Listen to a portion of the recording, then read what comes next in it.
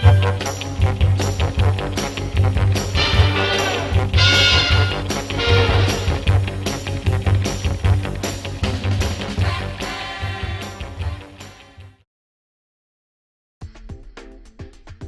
everybody, I'm Phil Smy and welcome back to my in-depth review of the Tai Lopez Business Entrepreneurship Accelerator program.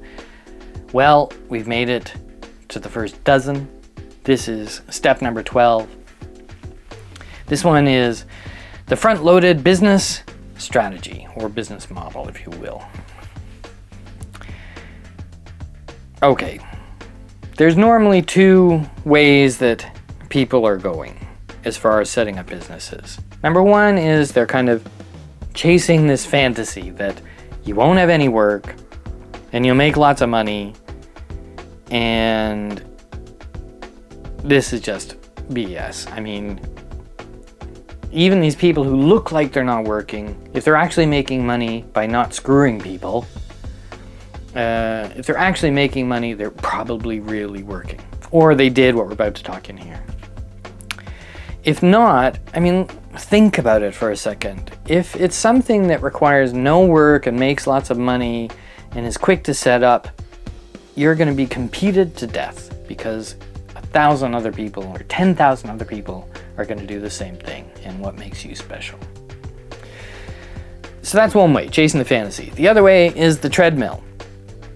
And unfortunately, this is where most entrepreneurs end up. It's just non-stop work. You know, that means it's non-scalable because you're having to do everything. So you got to find a happy medium here. And the best thing, Tai says, is why not do all the work at the beginning and then just be able to kind of ease off later and make all the money? Gosh, that's a good idea. So how can we do this? There's 3 stages, let's talk about 3 stages of an entrepreneur. The first is this excitable spurt of energy that you put in when you start something new, shiny new toy, that kind of thing. If you're starting out, you probably are here. If you have been doing it for a while, you might be completely burned out because you're probably on the treadmill if you're still in business. And Tai has some good advice here, and that is to, take a working vacation. And really what it is to go someplace that has an internet connection if you're working online, like I am, for instance. Just move.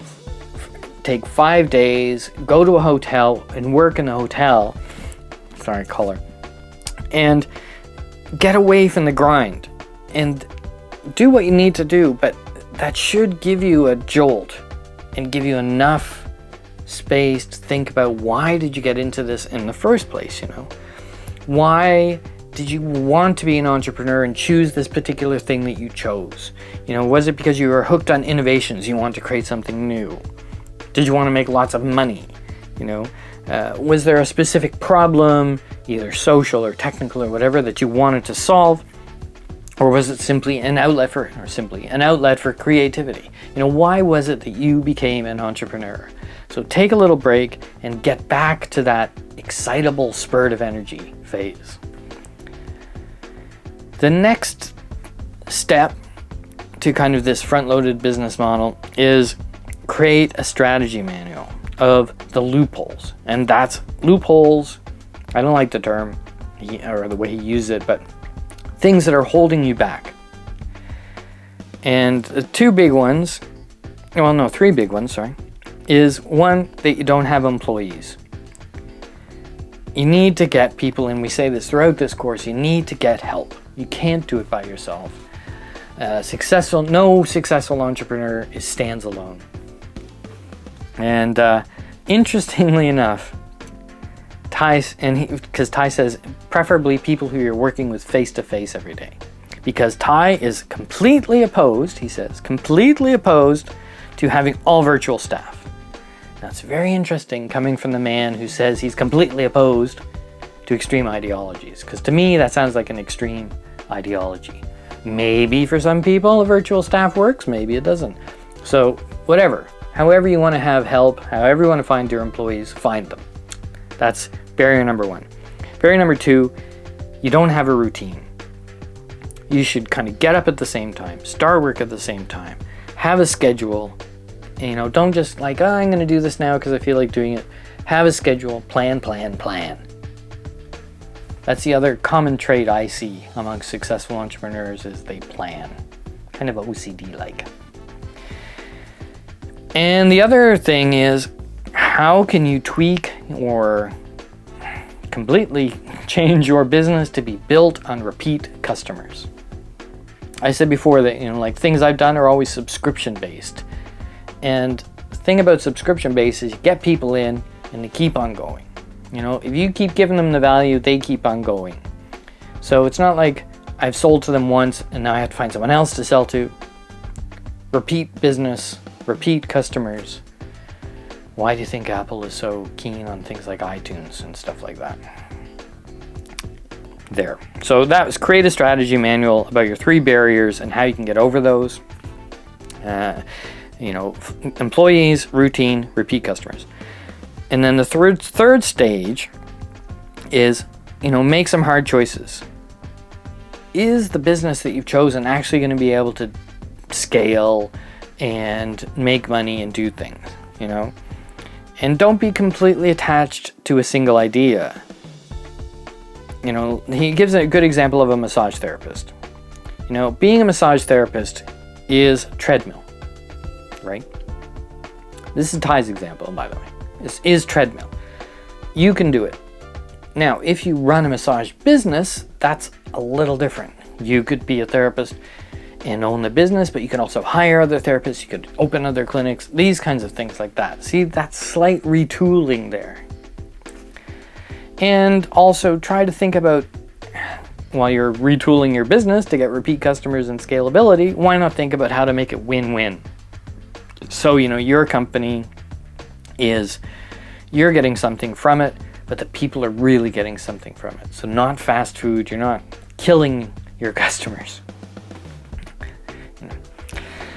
So, and if you were disabled and out of commission, what would happen to your business? Really, that's the underlying thing. And that's a scary thought for most entrepreneurs, probably myself included. So that's the front-loaded business model strategy. Those 3 things. And let's get on to the questions, and maybe I'll need to do a summary after the questions. Question number 1. Is your current business model aimed at the fantasy of no work and lots of money, or on the treadmill? Work, no scalability. It's all you. Which way is your business if you're in trouble? Second question. How motivated and excited are you about your business? And if you're not still motivated and excited, how are you going to get back to that? Taking a working vacation is a great idea, I think. Not going to sit on the beach, in the Bahamas for 5 days, but, go to a hotel in the Bahamas and look out over the ocean and keep on working. And you'll be surprised at what happens just by change of environment. And question number 3, what hard choices do you need to make about your business? Maybe being a teacher is not the right business, maybe. These kinds of things. How are you going to make your business front-loaded, as he says? And let me put in something here, because I don't think it's totally clear what he's talking about, this front-loaded. He's saying that if you do these things, you get excited, you create a strategy manual so you can find the difficulties in your business, and you tool it to be the right kind of business that come through. If you put in that time and then you work hard for a few years, probably, your business will be sustainable and you can ease back and take the money. That's what we're talking about, front-loaded business. That's it for step number 12 of the Tai Lopez Business Accelerator program. This is my in-depth reviews. My name is Phil Smy. We'll see you very soon for step number 13. Good luck or bad, we'll see. Bye for now.